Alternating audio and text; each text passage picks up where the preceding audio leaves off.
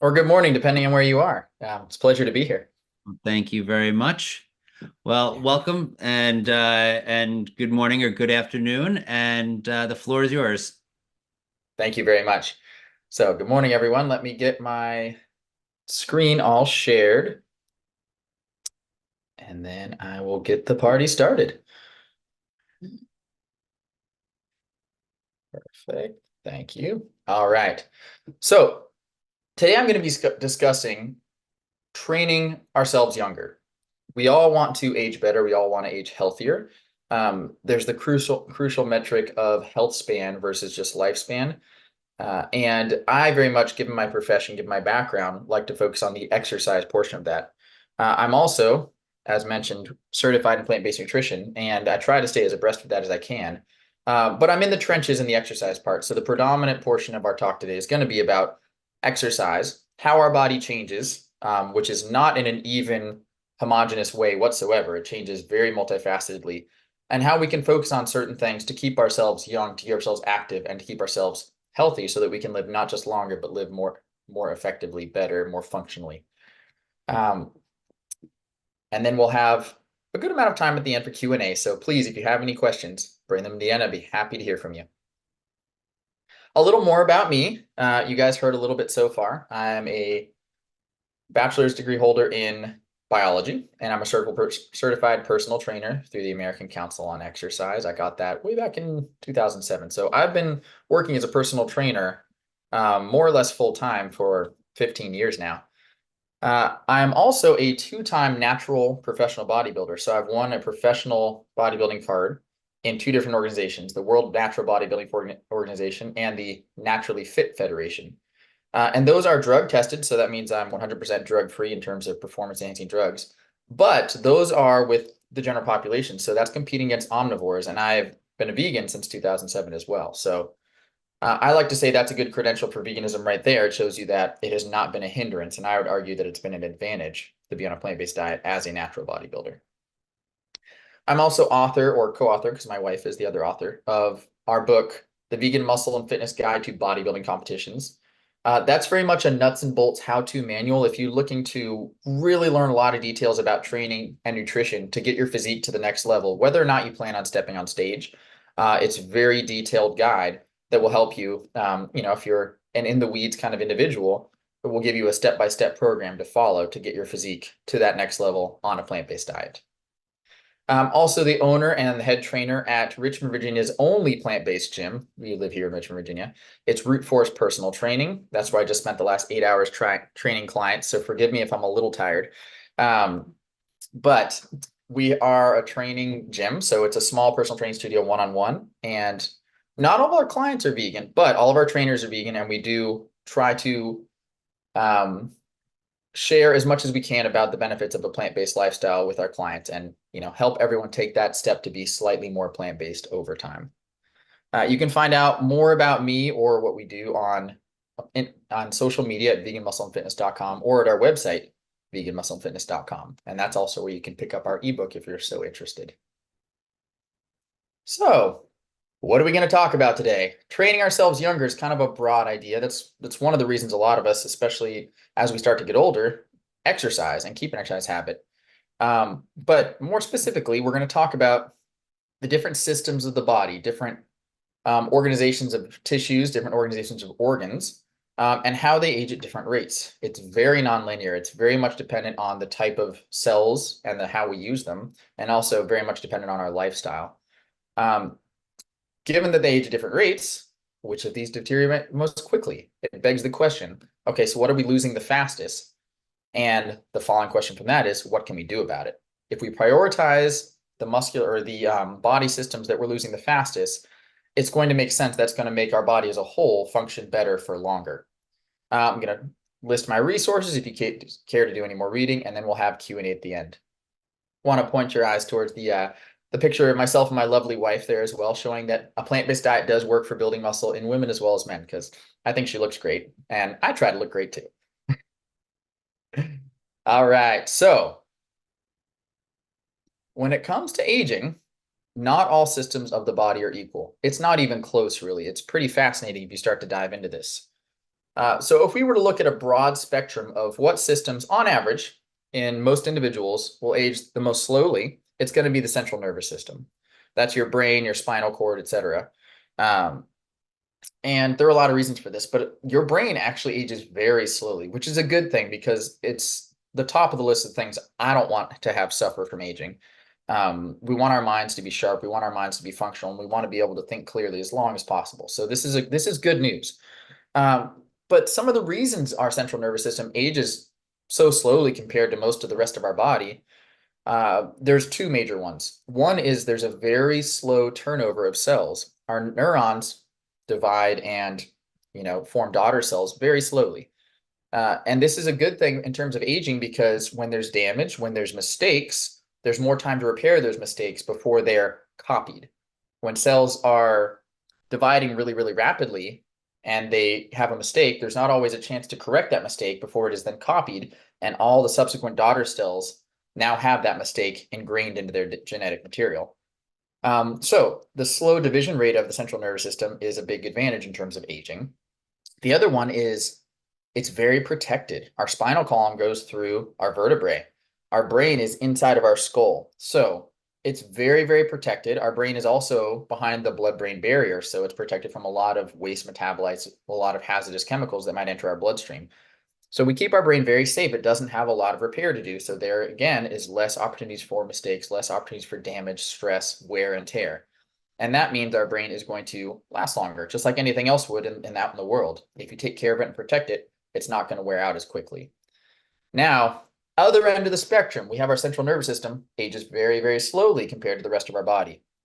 The integumentary system, forgive me if I'm mispronouncing that, I think that's how you say it, our skin, basically the coating of our body, the largest organ in our body, unless you're an in-shape competitive bodybuilder with a lot of lean mass. The integumentary system ages the most rapidly. And the reasons are exactly the same as the central nervous system aging slowly. One is very, very fast cell turnover rate. Our skin is always producing new cells because we're constantly scraping them off, damaging them, whatever. And we constantly have to have a fresh supply of skin cells in order to keep the whole organ functioning and keeping the outside out and the inside in. That's the job of the skin.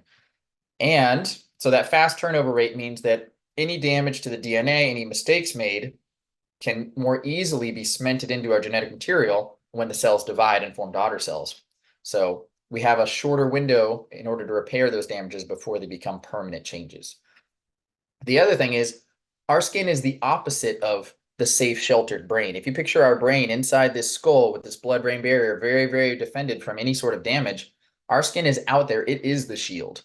So all day long, UV radiation, scrapes, burns, bruises, frostbite, any kind of dangerous chemicals, chlorine in a swimming pool, you name it, go down the list. Our skin is taking a battering and a bruising all day, every day. So of course it's going to age quickly.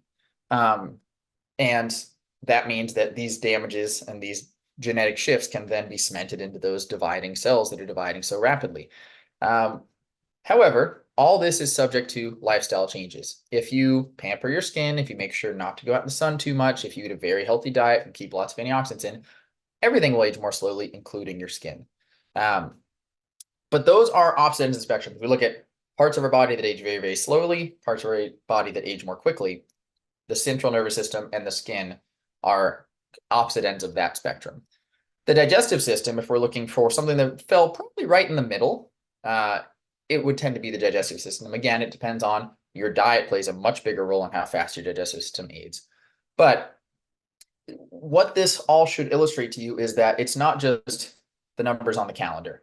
It's not whatsoever. Your body is very, very diverse in its cell types and how those cell types exist, metabolize food and excrete waste, and how they interact with the environment.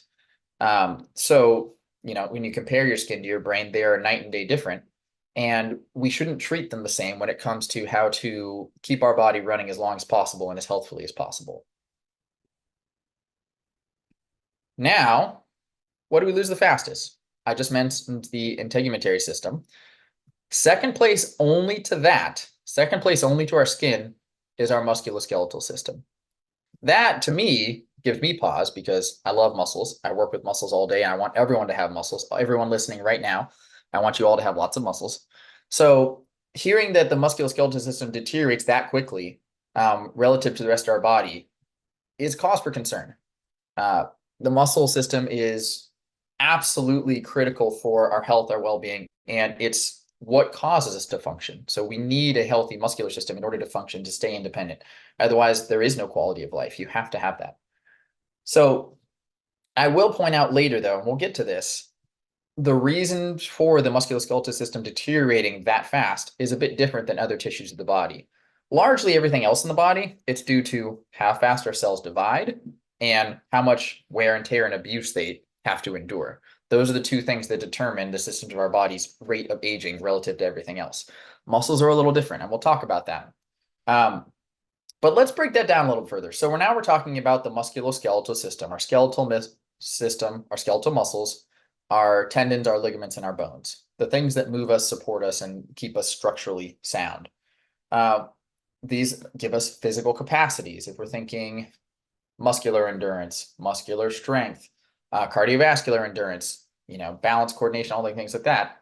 What sort of capacities tend to decrease the most quickly over time in this musculoskeletal system?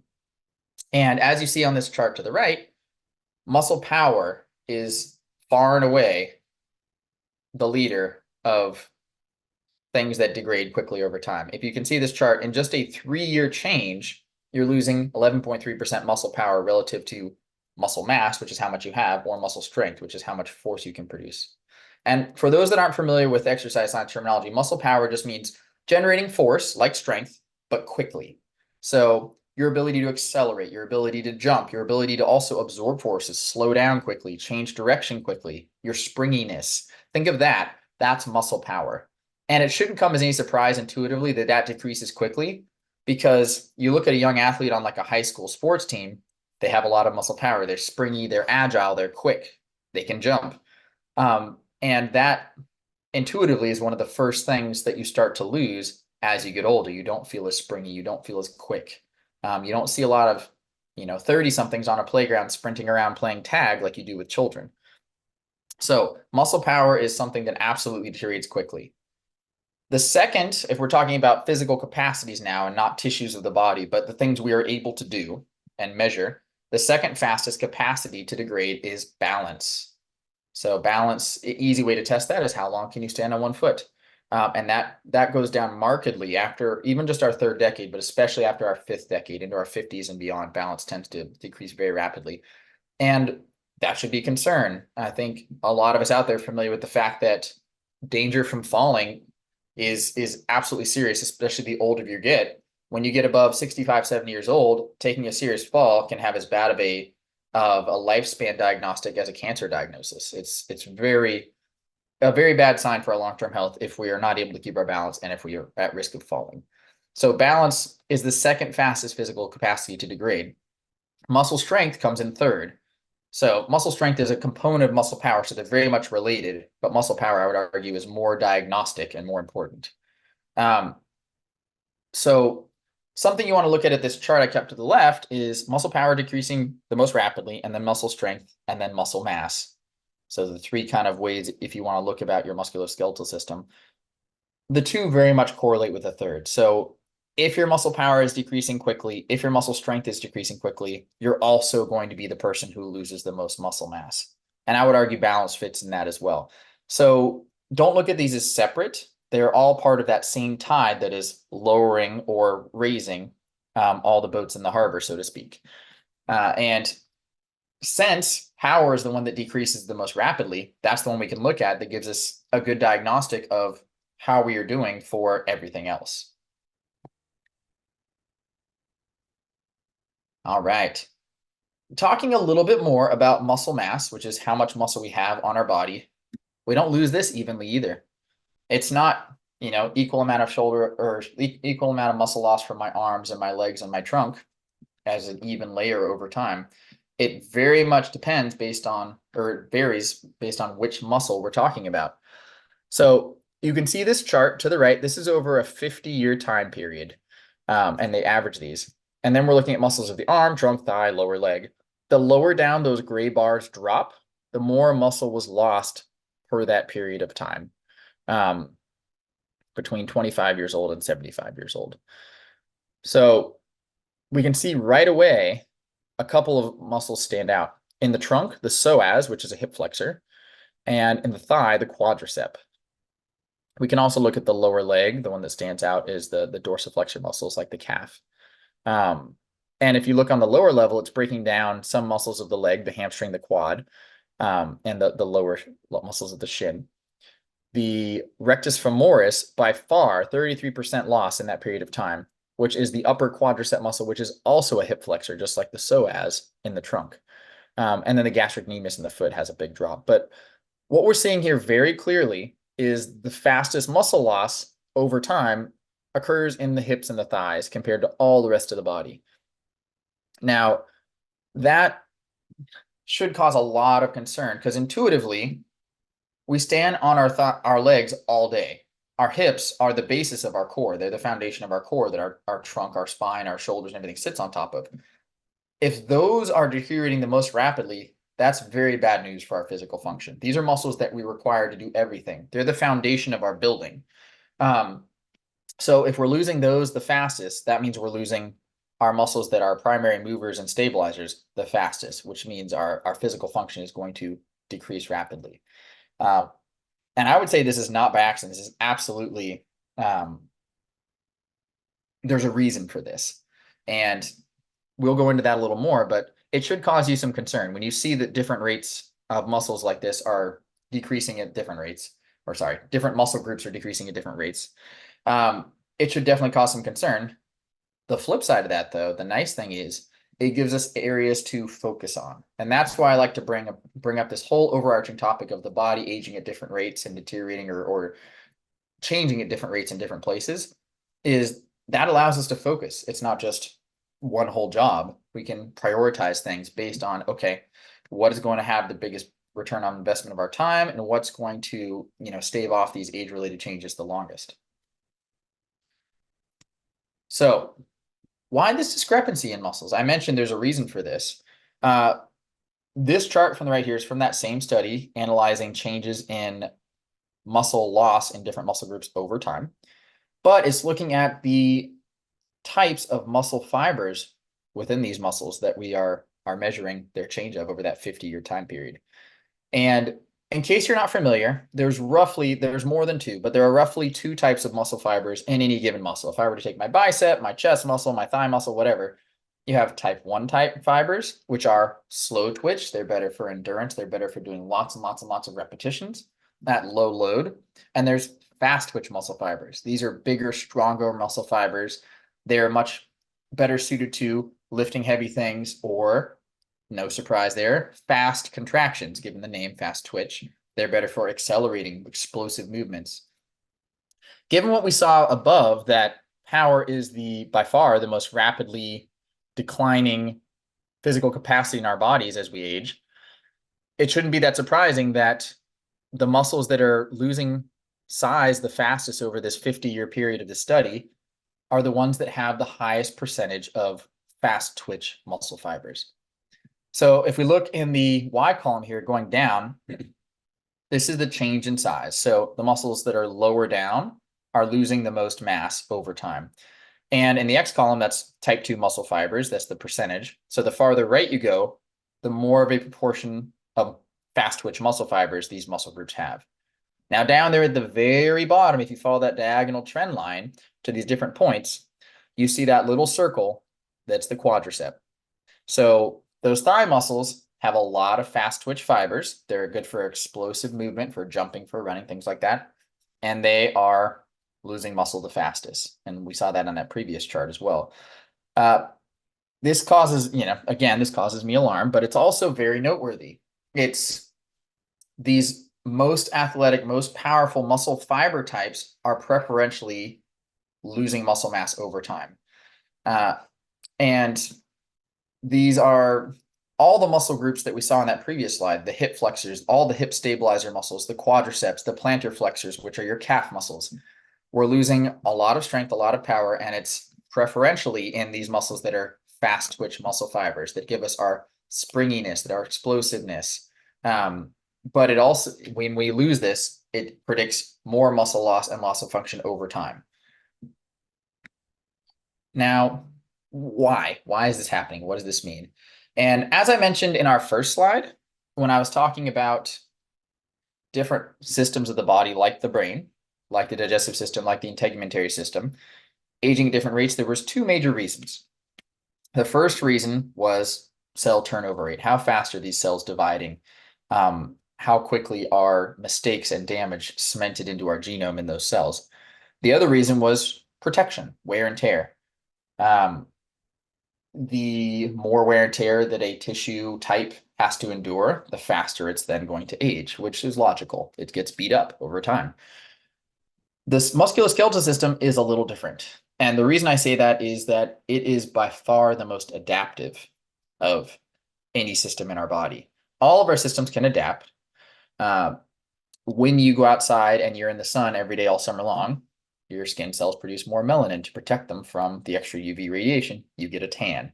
So it adapts. Likewise, your brain, if you take up a new instrument or if you're a new discipline or you get new job training, at first it's really hard. You don't really know how to do it. You're uncoordinated or awkward or slow.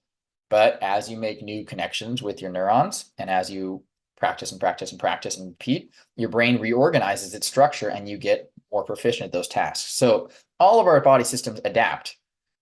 But our musculoskeletal system can dramatically change. If you look at an endurance athlete, someone who runs marathons, compared to a professional Olympic weightlifter, their musculoskeletal system is dramatically different. You could take those individuals and then switch sports, and in 5 years, their bodies would shift towards those new activities and be dramatically different. Their force production, their proportion of fast twitch and slow twitch muscle fibers, their bone density, all that would have radical changes.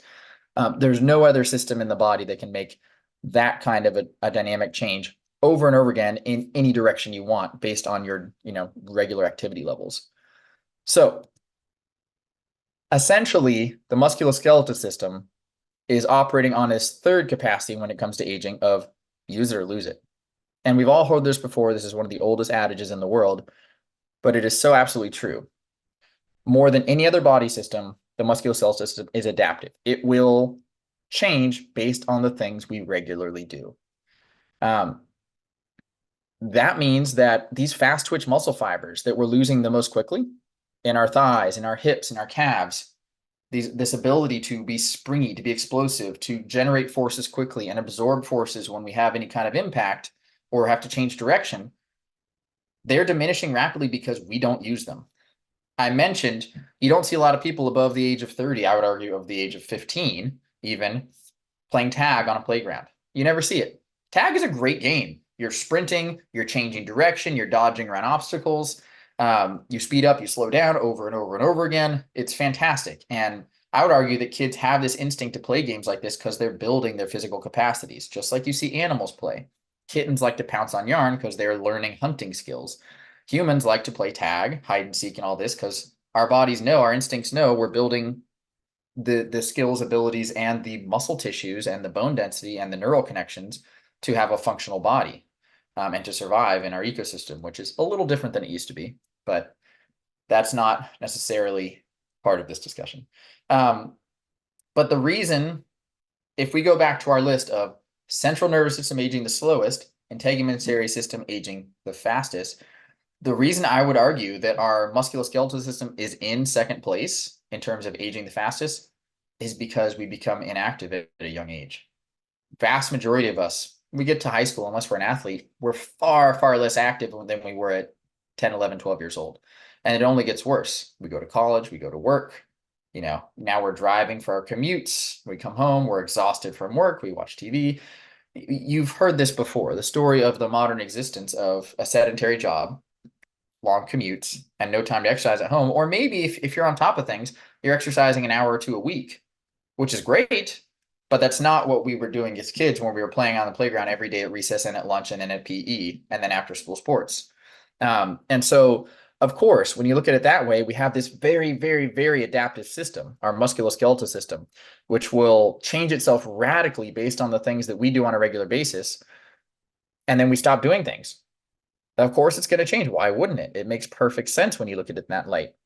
The problem is this has serious ramifications for our long-term health.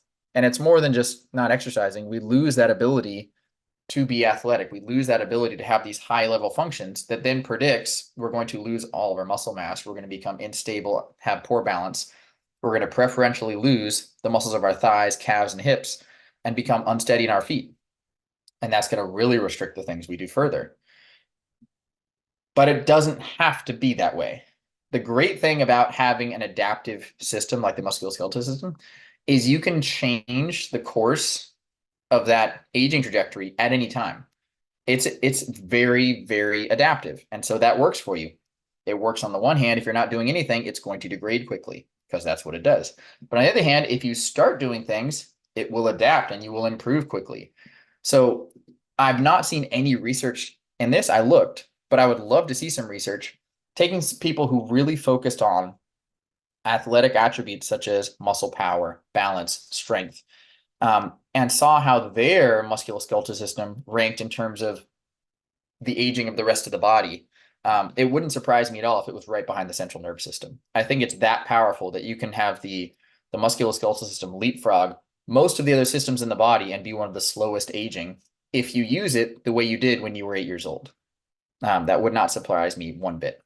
Now, as an example here, I have, this is not a client, it's not anyone affiliated with, this is at Train with Joan on Instagram. I follow her because she inspires me. Joan's story is she got into weightlifting. She has a bodybuilding daughter and son-in-law, I believe. She got into weightlifting at 70 years old. That's the photo on the left. And she was, on medications, out of shape, had not ever stepped foot in a gym. Picture on the right is 77 years old. So 7 years later, she's a fitness model. She's been on the cover of magazines. She has a big Instagram following if you want to check her out. I find that very inspiring. She posts her workouts and she does serious weightlifting. She's strong. But it all started with her deciding to try at 7 years old something new.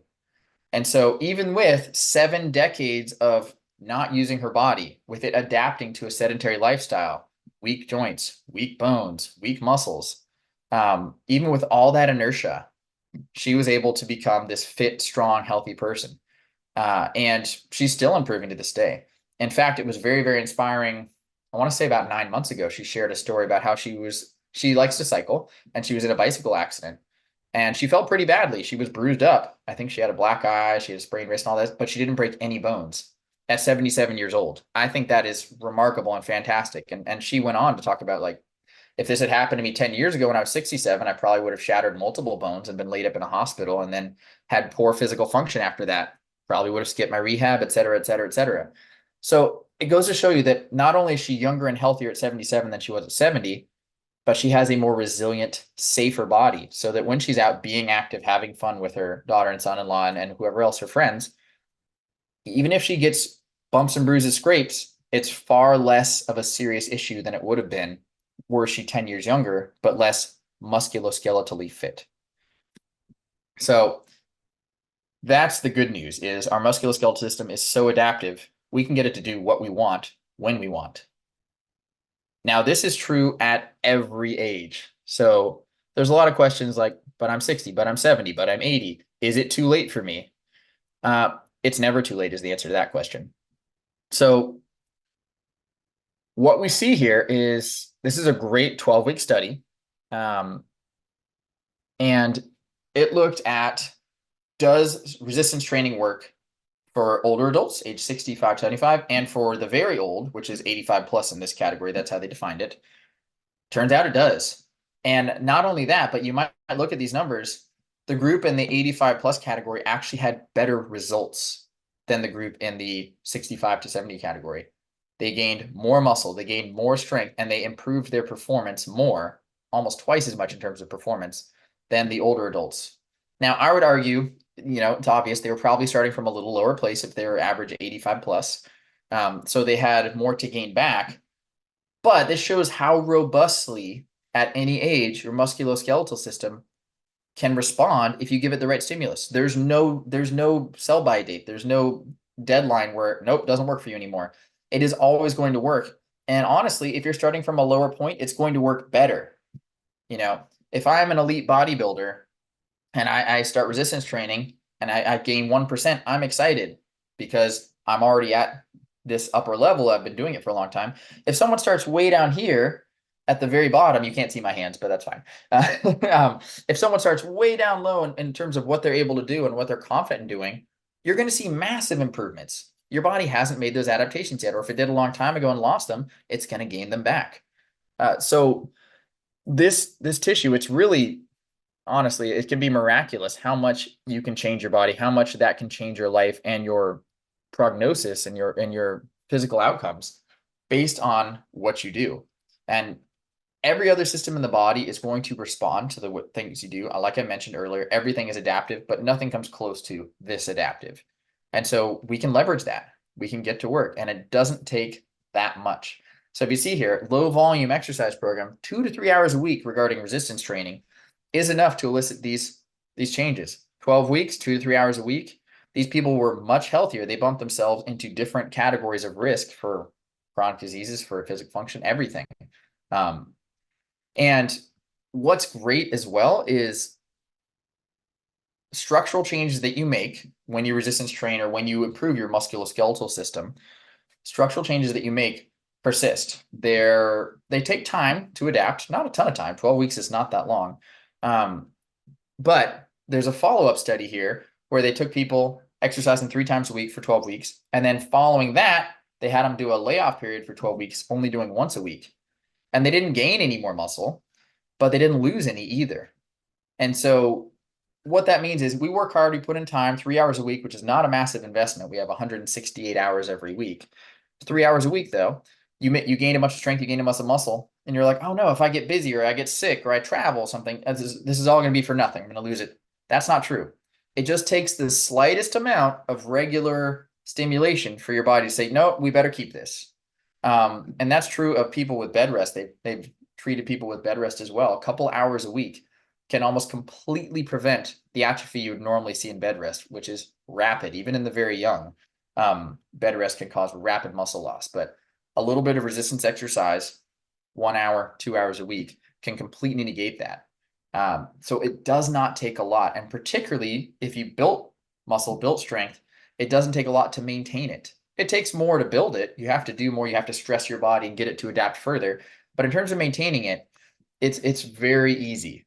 It's a minimal commitment, and the benefits are just phenomenal. So there's really no reason not to. You can start at any age. You can benefit at any point. Now, athleticism, and I'm using that as a blanket term, because remember, our physical capacities that deteriorate the fastest are muscle power, balance, and muscle strength. I'm calling that athleticism, even though, you could argue what that term means to different people, like it's like athletic coaches and things. I'm going to call that athleticism. It saves lives.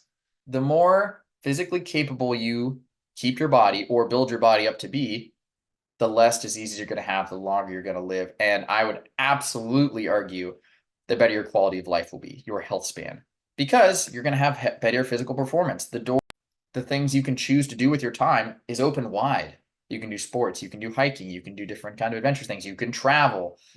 Your body's just more adaptive and resilient and ready for anything. Also, like Joan with her fall on her bike, you can handle setbacks and come back strong much more quickly. So there's just going to be a whole myriad of benefits. Now, some examples of how we could say athleticism saves lives is grip strength. I don't know if you guys listened to my lecture last year, but it was all about how important strength training is for long-term health, for longevity. I mentioned this, grip strength is actually a better predictor of all-cause mortality than blood pressure. Blood pressure is one of the gold standard metrics. Generally, people, as their blood pressure goes up, their risk of all diseases and an early death goes up.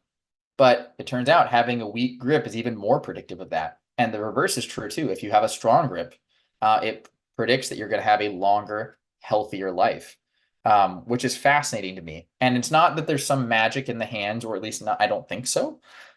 It's that a strong grip correlates with a stronger, healthier body. People that do things have stronger hands, and therefore they have healthier bodies. Muscle power, as predicted by the sit to stand test. And this test is easy. You measure for 30 seconds. How many times can you sit down in a chair and stand back up? So springier, more powerful muscles will give you a better score on this test. people who score better on this test have a lower predicted fall risk than either walking speed or strength. So I just mentioned how predictive strength is, in this case, grip strength, how predictive it is for mortality risk, and muscle power. And we're talking specifically about falls, but I would argue that, definitely reaches other systems. Muscle power is a better predictor of fall risk than strength or walking speed. So people who walk faster at their normal casual walking speed tend to be healthier than people who have to walk more slowly. And of course, there's limitations there like gait or handicaps, things like that. But by and large, people who walk faster tend to be healthier. But even when you compare walking speed and strength, both of which are excellent metrics for risk of various problems, muscle power was a better predictor. So again, we want to have these powerful, quick, springy, reactive muscles. That's a sign of youth and vigor and health. Single leg balance test. And I mentioned this earlier. This is just stand on one leg, time yourself. How long can you do it? How wobbly are you? How soon do you have to grab something? Strongly correlates with all-cause mortality.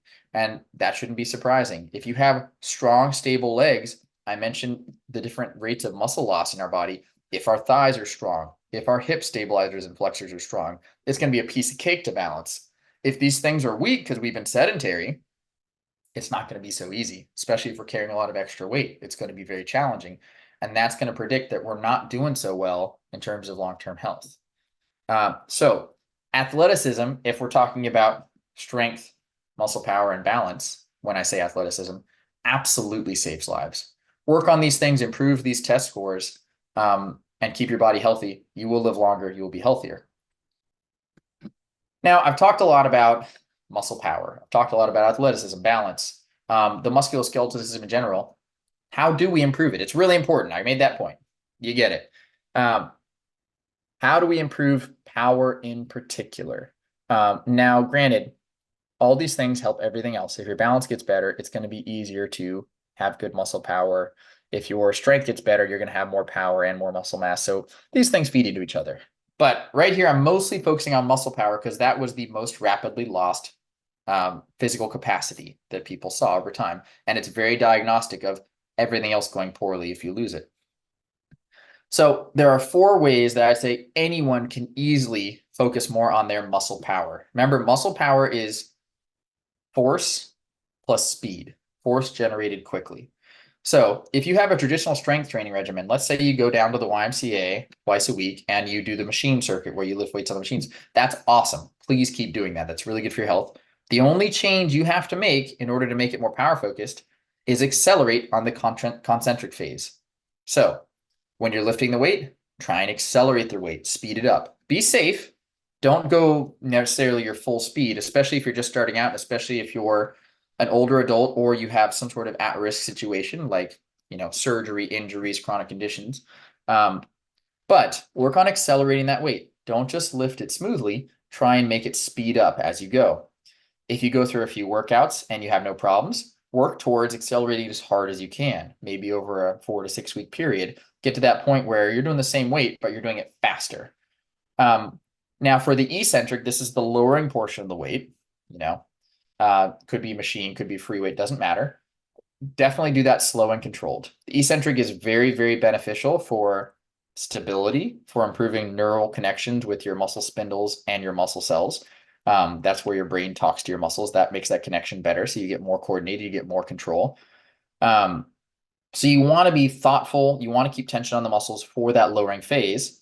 And what I make all my clients do in the gym, what I just did for 7 hours now, is I have a mandatory pause at the bottom of every rep. So that ensures that we're not bouncing. We're not using any kind of tendon ligament slack to bounce that weight back up. We're pausing, we're controlling it, and then we're using pure muscle strength to accelerate that resistance back up. Again, this works for body weight. This works for if you were doing push-ups or lunges. You can also go down slow, pause, and accelerate on the upstroke. It works no matter what. So you can easily integrate it into any strength training you're already doing that way. Option number 2 for improving power and improving this athleticism is accommodating resistance.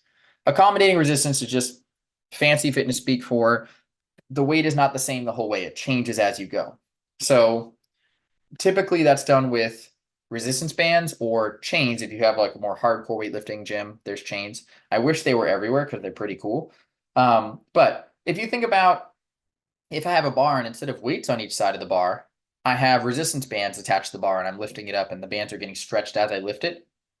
The farther I stretch that band, those bands, the more resistance they are pulling down on that bar with. So instead of it being 10 pounds at the bottom and 10 pounds at the top, it might be half that at the bottom, maybe 5 pounds, but it could be 15 or 20 pounds at the top because I've stretched that band so much further.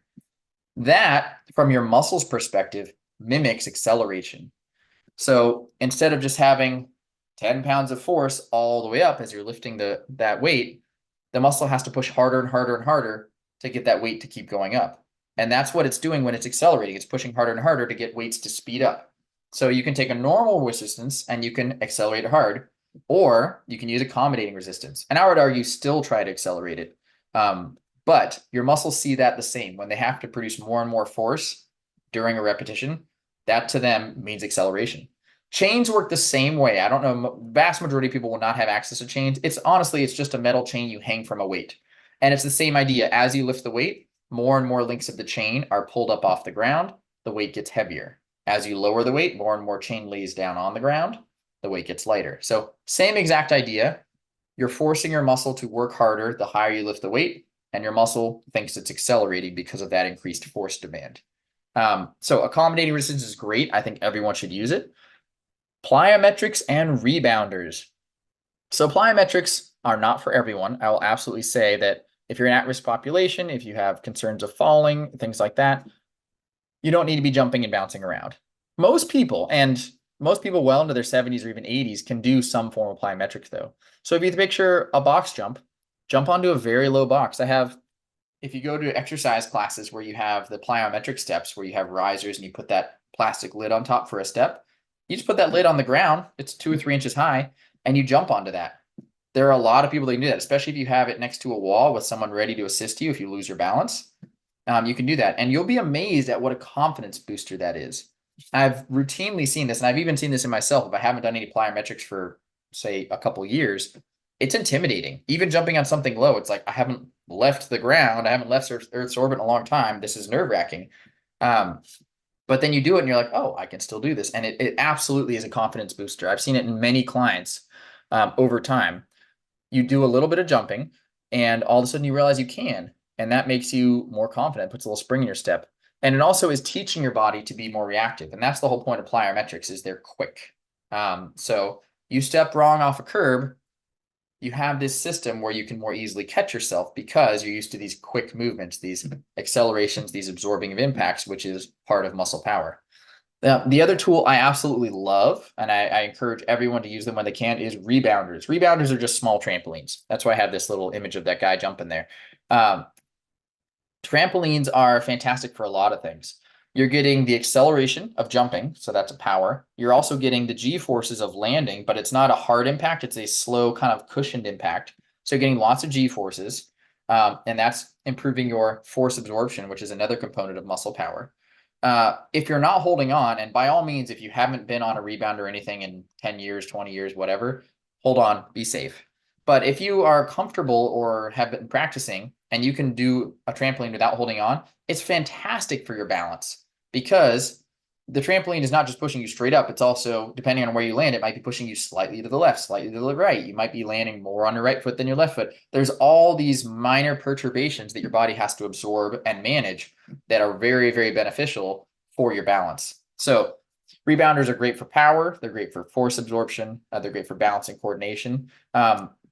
I've even seen research out of NASA. They've used them on the space station to maintain bone mass density. If you strap someone to a band harness and have them jump on a trampoline, it's stimulating bone mineral density. So they're very good for that too, because of those G forces with the impact. So there's a lot of benefits to plyometrics and rebounders. And I saw a study recently that it was very short intervals. It was 100 jumps 5 times a week. So 100 jumps, I don't know what that takes you, maybe 45 seconds, a minute, something. 5 times a week over a period of 6 weeks. And people had marked measurable improvement of their VO2 max, which is your cardiovascular fitness. They had improvement of their muscle power. They had improvement of their jump height, their vertical height.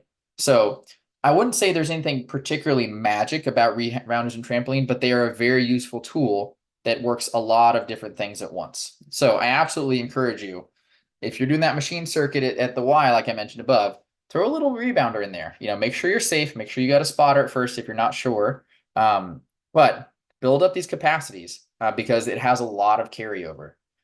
Um, there's also, and you see the citation here, there's a study I read, power focused resistance training, which is integrating these things, as I mentioned. Oh, I forgot to mention balance.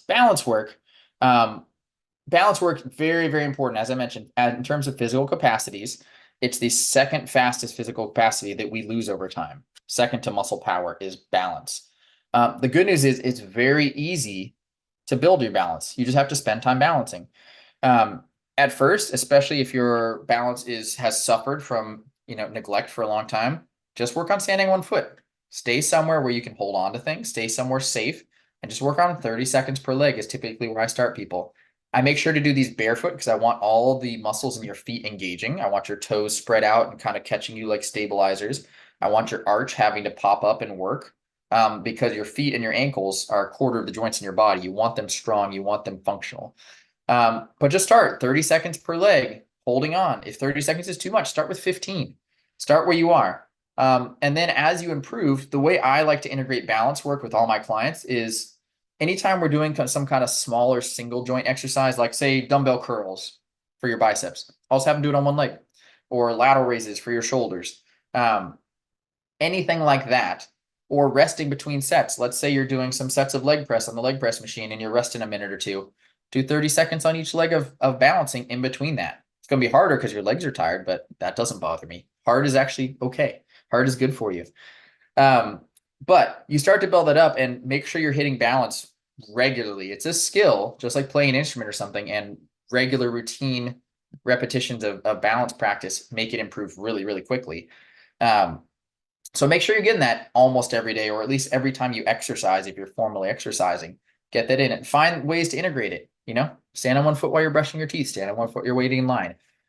Very simple ways to do that.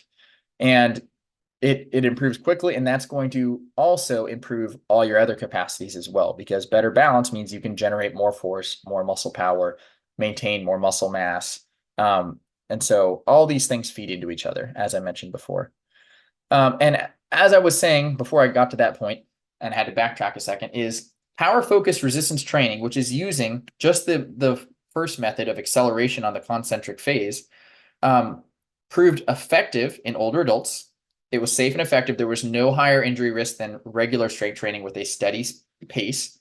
It was just as effective for improving muscle mass and power, and it improved physical function more than traditional training. And they were measuring balance, standing on one foot, and the sit to stand test, where how fast can you get out of a chair.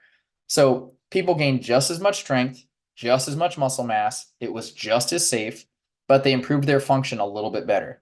To me, that's a huge win. That argues that everyone should be doing this as a default right there until we know better. But at the very least, it means you should start looking about, first of all, everyone needs to be strength training. But when you're strength training, think about a little bit of acceleration, get it in there. Occasionally use some accommodating resistance, use some bands or some chains. Do some of your cardio workouts on a rebounder. Occasionally stand on one foot. These are all going to have really profound benefits for your body. And they're pretty easy to integrate. You don't have to do anything more than you already were doing if you were doing some resistance training. And if you're going to start some resistance training anyway, these are just techniques that are shifting the way you're doing it. It's not anything extra you have to do, and it will absolutely pay dividends. Now, plant-based nutrition. Like I said, this talk is primarily focusing on exercise. That's my specialty. That's my 9 to 5. That's where I feel like I have a lot of information to bring that some of these other esteemed speakers might not have. But plant-based nutrition absolutely plays a vital role in keeping our body aging slowly, keeping it functional and performing at a high level as long as possible. So I found a few studies, and there are many, but there are a few studies here that are specific to muscle mass, physical performance that I wanted to share with you guys. Plant-based diet improves athletic performance and is cardioprotective. That was actually Neil Barnard from PCRM was involved in that study. And so it absolutely makes sense to me as a plant-based athlete. since 2007. It absolutely makes sense. You feel better, you perform better, you recover faster, you have better circulation, you're getting more micronutrients, you're getting less of the bad stuff, saturated fat, cholesterol, sodium, et cetera, et cetera. So that is no surprise to me. Plant-based diets are associated with improved physical function in older adults. That, for similar reasons, makes perfect sense to me, but that might be shocking to some people. Some people think you need to eat your meat to stay strong. I think more and more over time, we're seeing that is not the case, and actually the opposite is the case. If you have your body aging more slowly because you're taking in antioxidants, you're taking in polyphenols, you're getting enough fiber in your diet, you're getting enough water in your diet, you're not taking in all these artery clogging things, and so you have better circulation. It makes sense that your body would age more slowly, would repair itself better, and that would translate to, over decades, better physical function. That is not any stretch of imagination for me. And hopefully it's not for you either, because it makes perfect sense. Plant protein builds just as much muscle as animal protein. This is a study, again, I shared with my discussion last year on strength training. If you take two groups, put them on resistance training programs, and make them eat just as much protein as the other, but one group is only eating plant-based protein, whole foods as well as protein supplement shakes, and the other group is only eating predominantly animal protein, the way most standard American diets eat, they're going to build just as much muscle. If you have the same workouts and the same amount of protein, plant protein builds just as much muscle, which is great. That means there's no reason to focus on that animal protein, even if you were to make the argument that it's going to work better. The research says it doesn't. It works just as well. And the plant protein has a whole host of other benefits. So there's really no ground for that animal protein to stand on. Higher plant protein intake was associated with reduced age-related muscle loss. And that's the chart I have over here on the right. This is looking at overall protein. You can see there's the light green is total protein. The dark green is vegetable-based protein, which I would argue just indicates how many total plants they were eating. This shows that older populations, and I believe this is older populations in a home in Taiwan, I want to say. I need to go back and look. But bottom line, older adults, and they were looking at compare older adults who are eating more protein to those eating less protein, or how much protein they're eating per day. Who has more muscle mass, who's at more risk for low muscle mass, and then also do that same thing with plant protein in particular. So shouldn't be any surprise, people eating more protein had more muscle mass. We're at much lower risk of losing muscle mass. And that was even more pronounced for the plant protein. People eating more plants, I would argue, not just the protein, experienced less muscle loss or a lower risk of muscle loss. And if you see at the bottom right, the purple bars, the vegetable protein density for the different quartiles of muscle loss risk, which they put in an index, each one of those numbers is higher than the counterpart for total protein, which is in the red. So the numbers are very similar, 7.61 compared to 7.47, for example. But plant protein actually did a little better than protein in general, which also doesn't surprise me. If the protein is just as good, but plants overall are much more nutritious, then it makes sense that people are going to do better when they're eating more plants. The last study I have listed here is substituting animal protein for plant protein significantly reduces all-cause mortality risk. And I believe this one is from the Harvard Nurses Health Study, which is a massive study, tons of participants for decades. And it showed one of the most protective things that someone could do in their diet was eat plant protein, which again, I take as a marker for total plant intake, not for, pea protein shakes per se. And for every unit of plant protein that someone ate in this study instead of animal-based protein, they saw boosts to their, mortality risk. They were less likely to die from everything. Every time they ate a little less animal protein, a little more plant protein.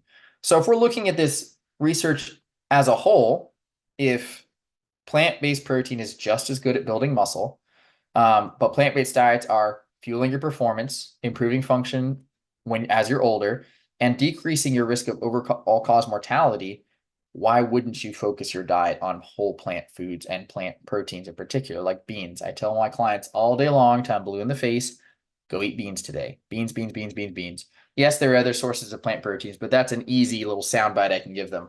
Make sure you get your beans in today. There's lots of great things about beans.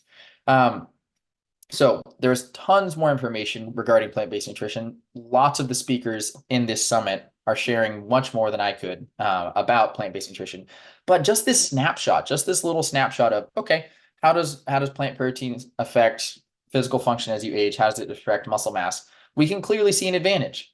So it should be the default until we know otherwise. It should absolutely be like, this is the way to age healthily. And I hope over time we see more and more of that in general media. And I think we are. All right, so going back to power training recommendations, I gave you 4 tips for improving your athleticism, which is, accelerate your weights, use accommodating resistance, use a trampoline, rebound, or do plyometrics, and integrate some balance things. But backing up a little bit, let's do some more general resistance training or, power focused resistance training recommendations here. So exercises, what exercise are we looking for? It can be anything. As long as you're using resistance for your muscles, it can be whatever you like. Remember, muscle tissue is adaptive. It doesn't really care what sort of external tool you're using. As long as you're making it generate force, it will adapt.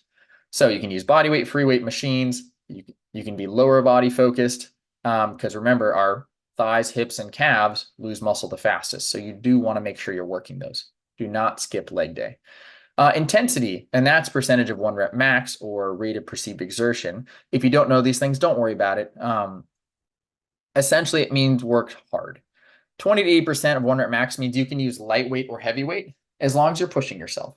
If you use a lightweight and stop when it's still easy, it's not going to have that much of an effect. So if you're using a lighter weight, it just means you have to do more repetitions until it gets hard.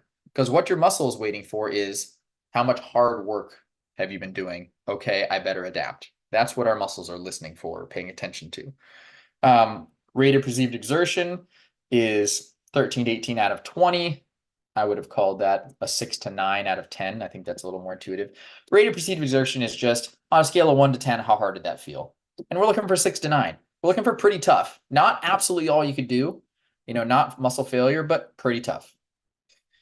Frequency, we're looking for 2 to 3 times a week. As I mentioned, it only takes a couple of hours. In terms of time commitment, resistance training, power training, athletic training, whatever you want to call this, is very, very easy to fit in. We all have 168 hours every week.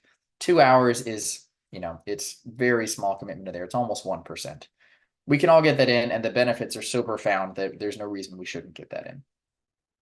Sets and repetitions per exercise, I would say make sure you're getting at least 5, 6 exercises that work all the muscle groups of the body. And we want to do 1 to 3 sets.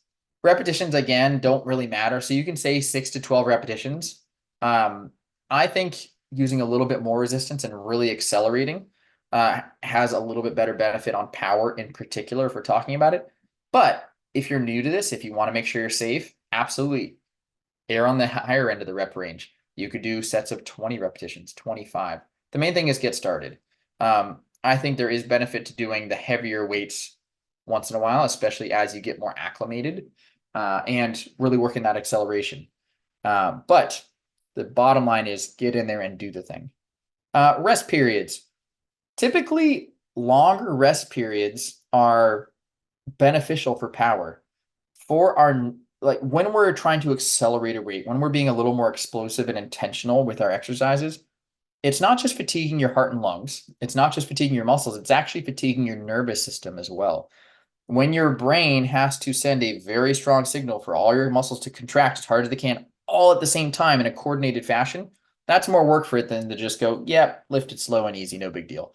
And so a little bit longer rest intervals can be beneficial here. Now, granted, most of us listening to this are not Olympic athletes. It doesn't matter all that much. But if you're pushing yourself, if you're on that 8 or 9 out of 10 scale rate of perceived exertion, and you're using some challenging weight, by all means, give yourselves 3 or 4 minutes. You don't have to go at 1 or 2 if you need a little more rest. I would say if your repetitions are noticeably slower, then you probably should have rested a little longer. The point here is to teach your muscles to be faster on that concentric. So give them enough time that they can do a good job, because it's the quality, not just the quantity. In addition to that, rest about 48 hours between sessions. If you're doing 2 to 3 sessions a week, don't do them on Monday and Tuesday. Do them on Monday and Thursday or Friday. That will space things out. That will give your body a chance to recover and adapt and become stronger. It's not the work that makes us stronger. It's adapting to the work, and that takes time. So give your body time to adapt. All right, safety considerations. Always consult with your doctor before starting an exercise program. Um, it's just a good idea, especially if you're any at-risk population, if you have any kind of history of surgeries or on any, medications, if you have any sort of chronic conditions, please consult your doctor, get the okay, make sure it's safe, because the whole point of what we're doing here is to live longer and healthier. And going in and getting hurt or damaging your body is counterproductive to that goal. Uh, Technique is extremely important. I'm mentioning all the things here that I want you to do in terms of controlling on the downstroke, in terms of accelerating up, but being safe and making sure you're selecting exercises that work your whole body. If you don't know what any of that means, or if that's all confusing and stressful to you, hire a trainer. I own a personal training gym. I'm biased, but I absolutely think everyone could benefit from using a trainer. Get someone who's certified by a national governing body like American Council on Exercise that I'm certified with, and who has experience with clients like you. Vet them a little bit, make sure they know what they're talking about.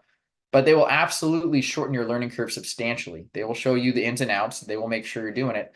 And the days that you just don't feel like being there, a trainer's job is to get you there and make sure you do it anyway. Because the number one metric that is going to spell success is consistency. If you show up and do the thing, it's going to work.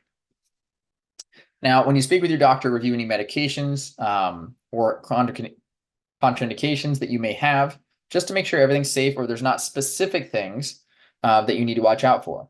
If you've herniated a disc in your neck and you can't lie down on a bench press, you need to talk to your doctor about that before you go down and lie down on a bench press at the gym.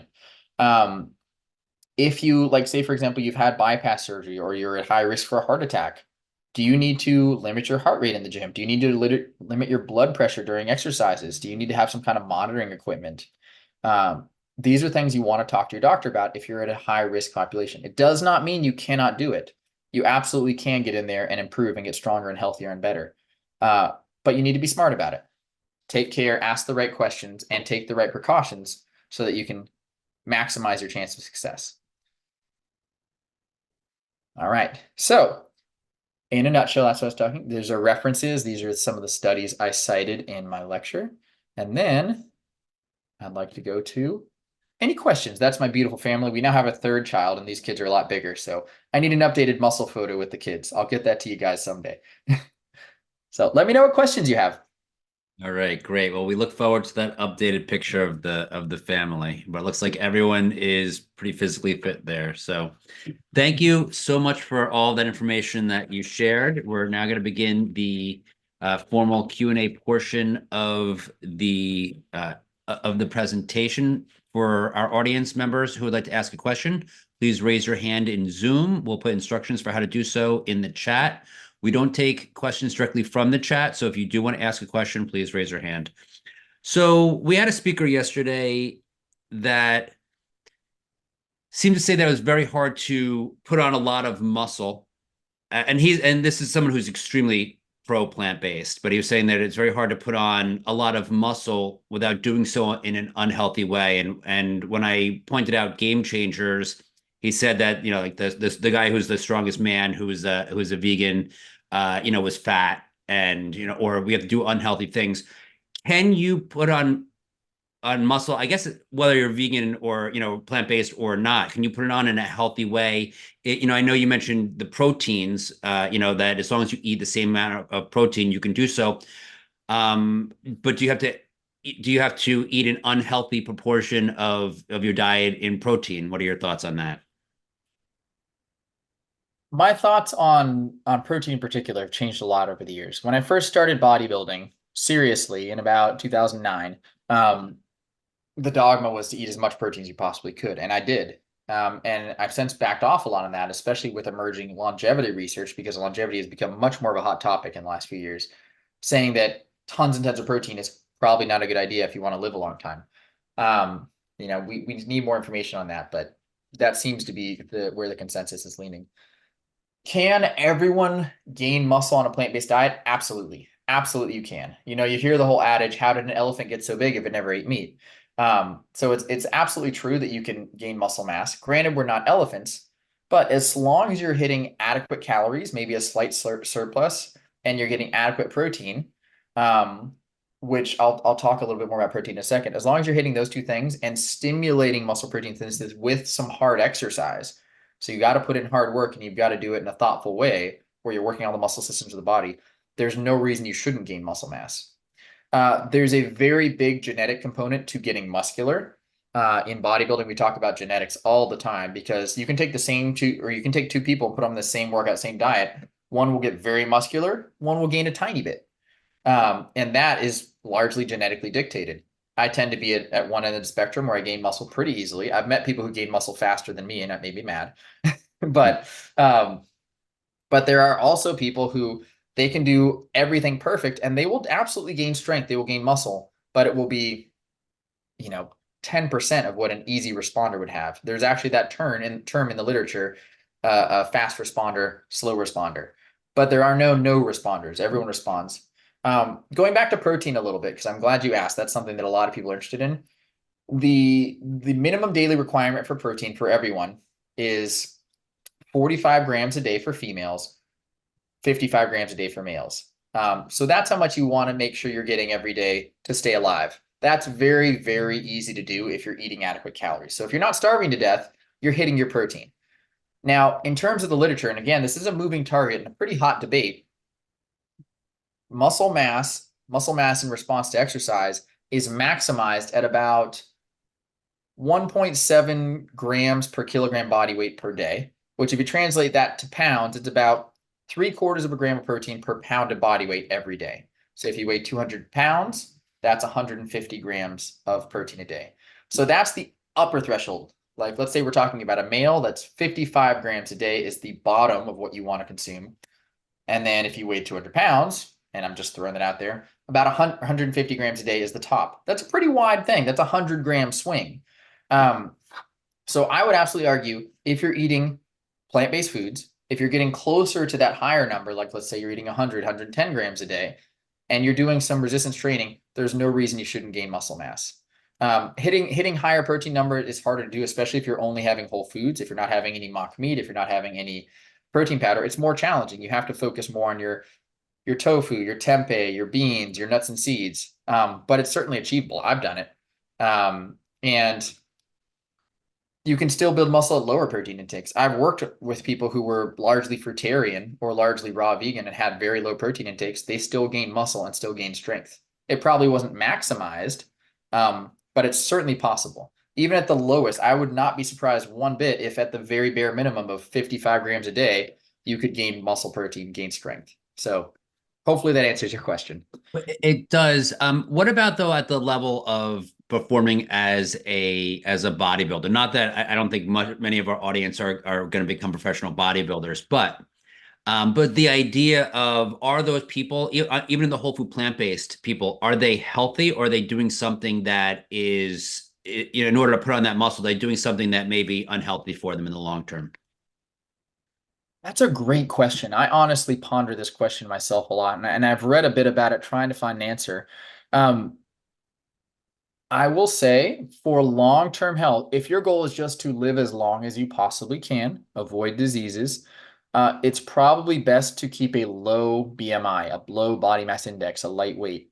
If you think about it, your heart does not have to pump as much blood when you have a smaller body. It doesn't have as far to go. There's miles and miles and miles of extra vascular tissue for every pound of muscle you put on. Tons of capillaries. Same thing with all your systems of your body. Your liver, your kidneys have less filtration to do when you have a smaller body, when you're not eating as much food. So it's logically makes sense to me that if your goal is absolutely just longevity, you'd want to have a lower food intake. You'd want to have a lower body mass index. You'd want to stay pretty lean. And the protein would fit into that too. I would say probably lower protein. And the research tends to support that, but not always, because muscle mass is important for healthy aging too. And I discussed that in my talk. People who have less muscle mass tend to not do as well as they get older. Are the people who are in the whole food plant-based community who are carrying more muscle mass being unhealthy? I would say no. I would say they are being healthy because, and again, there's lots of uncertainty in my language here on purpose. I would say they are being healthy because they're engaging in resistance training exercise. Hopefully they're doing some sort of power, and they're keeping their body in really good physical function. They're getting highly nutritious whole plant foods to fuel their body. So they're choosing absolutely the healthiest source of protein they can to create those changes. And I think, especially as you get older, muscle mass is very protective of many, many chronic diseases. So of course, there's going to be a tipping point where you're just trying to get massively huge and it's just stressful on your body. But having a strong, healthy body, having that grip strength, having better balance, better muscle power is correlated with living longer and having less problems. So, I think if you're not going to this point where you're just piling on muscle mass, I think it is absolutely a healthy thing for your long-term health. And we had a speaker on the other day, and she was actually a trainer, and then she got into nutrition. She became a nutritionist, and she was saying that she would recommend that her clients would stop or minimize their exercising, specifically when they were trying to lose weight, because exercise inhibited weight loss. And then after, as they lost weight, then she would reintroduce exercise. What is your experience with that? That seemed new to me, at the very least. If it works for someone, I'm not going to bash it. So weight loss is complex. Our, existing the way we do in the world where there's constantly addictive food, we're constantly bombarded by advertisements. The cheapest foods are often the least healthy. We have a lot of things working against us that makes weight loss very challenging for a lot of people. So I don't want to necessarily, discredit something that's working for people. If she finds that her clients do really well just focusing, like taking the mental burden off of having to exercise and just focusing on food, I think that's amazing. In my experience, that is not the case. In my experience, exercise is absolutely helpful. And it tends to have a snowball effect that if you just got a great workout in, you're less likely to go home and eat a pizza. You feel good, you're motivated, you have all these endorphins flowing, you're like, let's get a salad, let's have a smoothie, let's go. Versus if you've been a couch potato, if you've been sitting home watching movies all day, it's very easy to just be like, I'm going to have, whatever junk. I'm feeling lazy. I'm feeling tired. So I find that good habits absolutely tend to feed into each other and go in clusters. And the same thing is true of bad habits. Um, you know, you can derail yourself with one bad thing and that leads to many other bad habits. So in my experience, exercise and particularly resistance training is very, very beneficial for weight loss and improving your body composition. Great, thanks. And what is the role, and I don't know how much you discussed this in your presentation, what's the role of flexibility in health as we age? We've had a few speakers actually that showed the same exact picture of this, like she seemed like she was 100-year-old woman with her leg up on a street sign, showing how, and then talking about how important flexibility was as we age. What's your experience with the loss of flexibility as we age and its importance? That's a great question. I've actually somewhat changed camps. If you would have talked to me 5, 6 years ago, I would have absolutely said flexibility is one of the most important things you can focus on with your fitness. And it is. We tend to lose range of motion over time at a measurable rate. When I've worked on flexibility with my clients and they've improved it, every single time they always say, I feel younger. They use the word younger. So there's something in our mind that when we have freedom of movement, we associate that with youth. Um, so in terms of the literature, in terms of long-term health, I don't know a ton. The things I've read show that flexibility and stretching are quite beneficial. But I also worry about it as an injury risk thing. So I know that what I'm doing with this resistance training, with improving people's performance, with improving people's body composition, is very, very beneficial. I also know there's more than one study out showing that if you're doing resistance training and you're using a good range of motion, it's just as effective at improving flexibility as stretching is. So, if I take a weight and I squat all the way down and all the way up, I just bent my knees a lot, my ankles a lot, my hips a lot. Just like if I had grabbed my foot and bent my knees and ankles and hips a lot. So in that way, it's sort of the vegan equivalent of two birds, one stone, whatever that phrasing would be. Mhm. So you absolutely can improve your flexibility just with strength training. But I prefer dynamic stuff. Now, when I have my clients work on mobility, I'm doing arm circles, arm swings, leg kicks, hip circles, rather than reach and hold. Because I worry about people losing stability and then carrying that less stability into their strength training and possibly increasing their risk of injury. Okay, so mobility as opposed to specific flexibility is what I'm Yes. hearing. Is that okay? Hmm. Has a nice ring to it.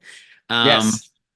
what do people get wrong, specifically when they're getting started, right? A lot of people come to, you had that example of that the one woman who got into getting fit at 70. What do people get wrong? What are the dangers when people are getting started, and what should we keep in mind in order to make sure that we don't injure ourselves as we're beginning our health journey, specifically with physical fitness at an advanced age? Yes. Another great question. You're doing great with those. Uh, I would say almost every time what people get wrong is they do too much too soon. So let's say your body is acclimated to working a desk job, driving home, sitting at the dinner table, lying down in bed. There's no strenuous movement anywhere in that routine. Your body is adapted to zero strenuous movement, which means that adding any strenuous movement at all is going to cause it'll change. It'll elicit a positive response. Doesn't mean you have to throw the kitchen sink at it. You don't have to do, the latest P90X workout or go to Orange Theory or whatever the thing is and do a brutal workout. That's completely unnecessary. Your body will respond to a nudge at that point because it's down low. So a nudge is all you need to do. What I like to use terminology wise, like to use the analogy of pharmaceutical company. They look at a minimum effective dose when administering a drug. It's not how much can I give you, it's what's the least of a dosage I can give you to elicit the desired response. Look at exercise the same way. What's the least amount of exercise you can do when starting out to get your body to change, to nudge it? And then as your body adapts, it's now acclimated to that, nudge it a little bit more. That way you have all this room to grow. It's less daunting to begin, and you're far, far less likely to injure yourself or burn out. So um, I think that's a big one. And plant-based nutrition, which I'm not sure that was what your question about, one of the biggest things I see over and over again is under eating. People start eating a whole food plant-based diet. They don't realize how filling the food is and how, you know, calorie diffuse it is compared to their previous diet. And they end up drastically cutting their calories and they feel tired and they're like, I feel too tired on this diet. I must be missing a nutrient. It's like, no, you're under eating. So if it's about switching to a whole food plant-based diet, eat a lot, eat big portions, make sure you're eating your starches, make sure you're getting some healthy fats, nuts, seeds, avocados, things like that, so that you're getting adequate calories. And that's a pitfall I commonly see. Great, thank you. And one of the most common problems, really with any healthy endeavor or deviation from people's normal pattern, is stick-to-itiveness. What have you found is most successful with your clients in getting them to stick to this new journey for them for health? Great question. I would say that it's two things. One is community. Community is absolutely big. Community is a big part of healthy aging in general. Loneliness is as deadly for us as smoking. So you have to have a community. You have to have people with like interests. What we do, even though our gym is one-on-one, it's just me and a client or another trainer and a client in there. They don't have a sense of who else is coming in. We have a board, a wall of fame. So everyone's best lifts, everyone's, recent exercises, everyone's recent assessments are written up there. And a lot of them know each other. A lot of them, have been coming to see me for years. And so, oh, they say, what is Bill doing? Or what is Susan doing? And they, oh, someone got a new squat record. I got to up my record too. And that builds this sense of community, even though they're not in the gym together. If you just go to the gym, say hi to people, take your earbuds out. The earbuds drive me crazy. I wish people would make eye contact and speak to each other. But it's important. That motivates you. When you see the same person every day and you see them get in shape, you want to get in shape. You learn from each other. You see them doing a new exercise. That's a really big one. The other one is progress, measuring your progress. If you're not just going in there with no plan and never assessing how you're doing, you're much more likely to continue doing it. So don't just go in and lift, 50 pounds on the bench press every week for the rest of your life. Go in and try and get a little stronger. Have goals, even if they're tiny goals, especially if they're tiny goals, because those aren't intimidating, but they motivate you. If you're trying to get down one belt size, celebrate when you get down one belt size. Tell your friends. Get these little victories, have these little goals, measure your progress, because that's what's going to keep you going day in and day out and day in and day out. Not some vague idea of, I know I need to do this because it's good for me. It's like, hey, this is working. I'm going to try this now. And then I'm going to try this. And then you inspire others as well, and that feeds into the community. And in your opinion, is that why gyms that like Orange Theory and CrossFit tend to be so addictive to people as the community aspect of it? 100%. I think that's fundamental to a successful fitness enterprise. And I think that's as time goes by, I think that's missing more and more in other aspects of our lives. We're working remotely.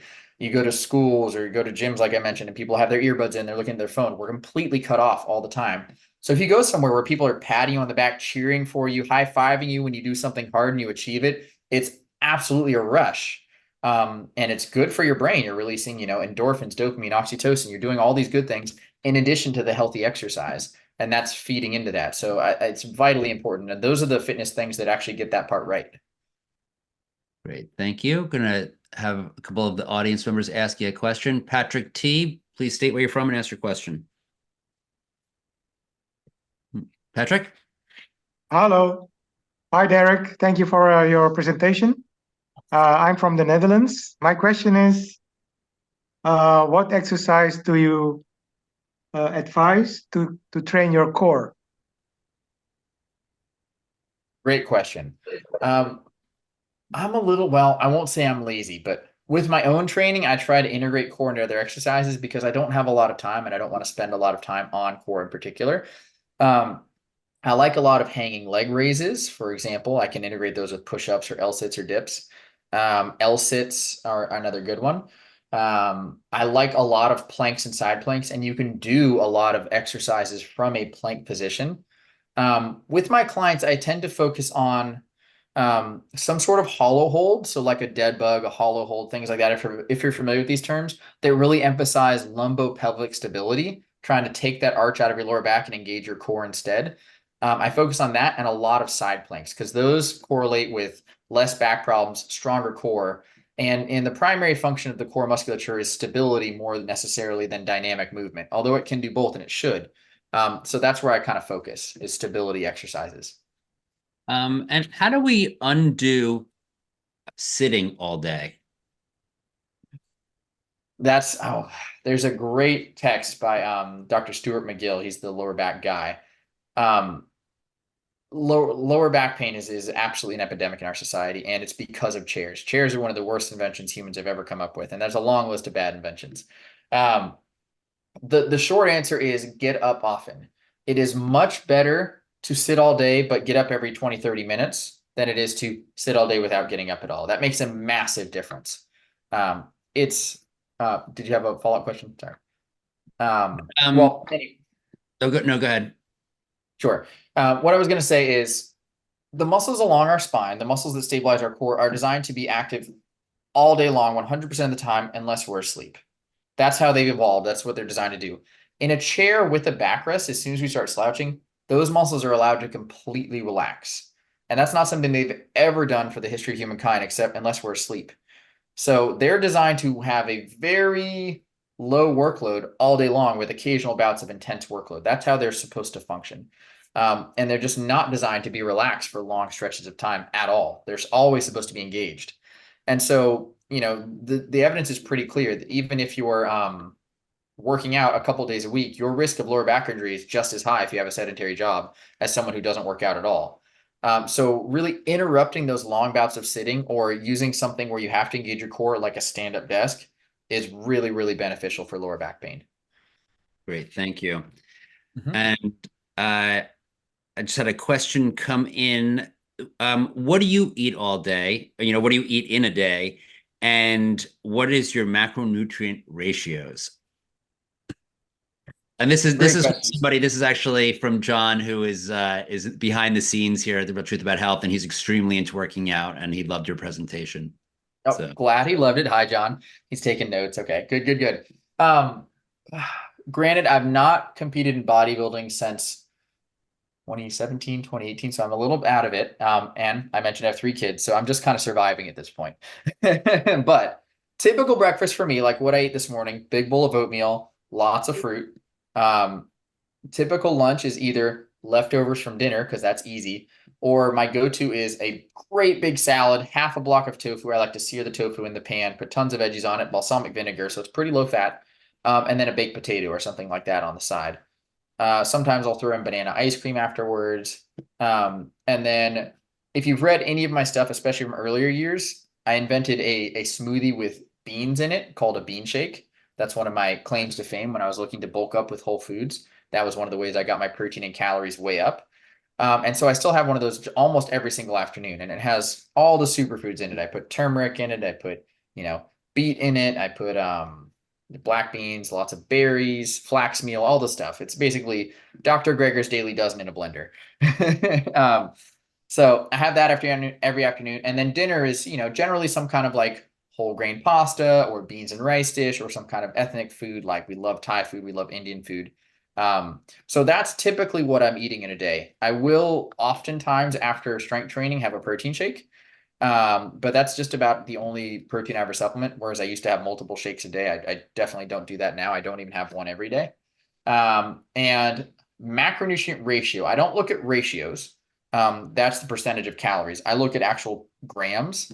And I'm not really measuring them right now, but when I last was, I was shooting for 120 grams of protein a day, which at my weight, I'm just under 200 pounds. And then I typically have 25% of calories from fat, which I think comes out to 75 or something. And then the remainder from carbs, which is probably 600 grams or don't quote my numbers on that. I'd have to get a calculator out. I have not tracked them in a minute, but hopefully when I get back into bodybuilding, when my toddler is not a toddler anymore and not toddling me in the middle of the night, hopefully when I get back to bodybuilding, I will have a much better clench on those numbers and I'll give you a better answer. All right. Well, we'll have to have John reach out to you at that time. So you mentioned your recipe for your bean shake, right? I think you need a better marketing department on the name for that. But where would someone find out the recipe? I'm sure the audience would love to check that out. Sure. It's actually on our website, which is veganmuscleandfitness.com. There's it's a post I put on it with the recipe, and I believe it's called plant-based protein super shake. So if you Google that, or if you Google Derek Tresize bean shake, I have shared many versions of the recipe over time. I think that's the most current one from a few years ago. So it would be plant-based protein super shake. And that shows it's actually kind of a blueprint because it's not just the recipe. It's if you're looking to gain weight, add these things. If you're looking to lose weight, add these things. It gives you some options and some framework. But essentially it's fruit, leafy green vegetables, some nuts and seeds, and beans are the foundation. And I add some other things in there to make it more nutritious or to increase or decrease the calories based on my goals. Great, thank you. And I'm going to ask a question on behalf of one of our audience members, Tamara K. I don't know if this is in your area of expertise, but they ask, why would a man who is very active every day for many years, such as Taekwondo, various exercises, biking, etc., have cramps in their thighs when they stand? And how do you fix this so it doesn't happen? How do you relieve the cramps in the thighs? Sure. The cramps are generally going to be from one of three things. The first thing is dehydration, and I'm guessing someone who's health conscious and very active is getting plenty of water. But that's the lowest hanging fruit. If you're getting cramps, the first thing to assess is, am I dehydrated? Second thing is mineral balance. So muscles can require sodium, potassium, and calcium to contract. And if those are too far out of whack, generally it's potassium or calcium. We all get enough sodium. If those things are too far out of alignment, that can interfere with muscle contraction. That can cause cramps. Magnesium can help as well, but that's less critical unless you're very deficient. The third thing, though, is actually muscle imbalances.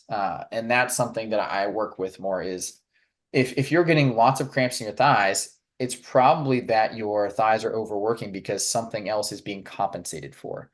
So let's say it's your quadriceps in the front of your thighs. My guess, if I were to have to guess, is that you need to strengthen your hamstring muscles or your glute muscles on the other side of the leg. Because not only is it that muscles have to compensate for other muscles that aren't pulling their own weight, so to speak, it's that the neurology of your muscles dictates when they relax and when they contract. If you contract one muscle, it sends a similar signal to the opposite muscle to relax, so they're not fighting each other. That's called reciprocal inhibition.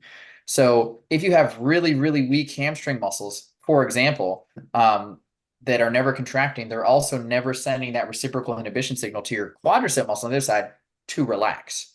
So if your quadriceps are giving you tons and tons and tons of problems, it might be the hamstring is never sending that signal to say, hey, calm down. And so that's probably where I would look. If your minerals are in place and if your hydration is where it needs to be, I would assess what other muscles around are not doing their job, not sending that signal that it's going to help those cramping muscles to relax. And my guess is you start working those and you'll see pretty immediate relief within a couple weeks. Thank you for that. And you mentioned or suggested that people may consider getting a trainer to help with motivation and improve their workouts. How do we ensure we have a qualified trainer? What do we look for? And more specifically, how do we know a trainer is right for us? Gotcha. The most important metric I would look for in a trainer is experience.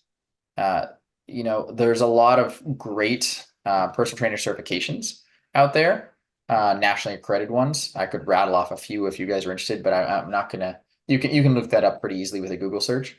There's also 4-year degrees. If you have a degree in exercise science, a degree in kinesiology, that certainly helps, in biomechanics. This means you have a lot of book smart, so to speak. But I find I've learned so much from seeing 10,000 people squat 10,000 times. I've seen every possible way you can do a squat, and that makes it very easy for me to assess what's going on and how to fix it. So I think experience is really, really useful, especially experience with people like you. If you have a double knee replacement, see if a trainer's ever worked with anyone with a joint replacement. If you are an older female, make sure your trainer has worked with an older female before. Make sure that they have specific experience to you, because then they're going to be more well suited to deal with whatever issues you have or to address the goals that you're looking to achieve. And then seeing if a trainer is a good fit, that's just personalities. And it's especially early on in my career, it was kind of hard when a client and I didn't mesh, but it's absolutely normal. That same with a hairdresser, same with anything. Sometimes you work with people and you just don't click, and it's absolutely fine. It's not anyone's fault. They might want a cheerleader, whereas you're a drill sergeant, or they might want someone who's calm and collected, whereas you're, very, very animated.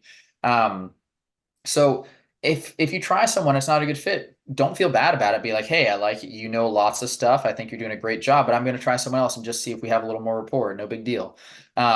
So those are my suggestions. Look for someone with experience and then just give them a shot, and, hopefully it clicks and you're off and running. And you mentioned that your gym is a plant-based gym, and meaning that all of your trainers are whole food plant-based. How does being whole food plant-based inform your training with your customers? The major way, obviously, is nutritional recommendations. So someone brings me a food journal or someone asks me nutrition questions, I'm going to then guide them to the most whole food plant-based option or direction that I can get that person into. There's some people that are steadfast against it, which is, that's their problem, whatever. They say, I just hired you for the exercise. I'm okay, that's fine. I'm still going to nudge you. And there's some people who are there to learn, and that's great. I try not to bang my head against a wall, and I try to really help the people that are open to being helped in that regard. But it's informing my suggestions in terms of not necessarily exercise. Everyone benefits from the same style of programs based on their goals. But someone who's following a really good diet is probably going to be able to recover faster and make quicker progress. And so I'm going to spread that information. And I'm also going to recommend, if you, let's say you just had a heavy night of drinking, make sure you're getting lots of fruit for antioxidants and things like that. I'm going to have specific things based on the things they tell me that are whole food plant-based, rather than like, just go to have an emergency packet of, vitamin C supplement or something. I would say have some oranges.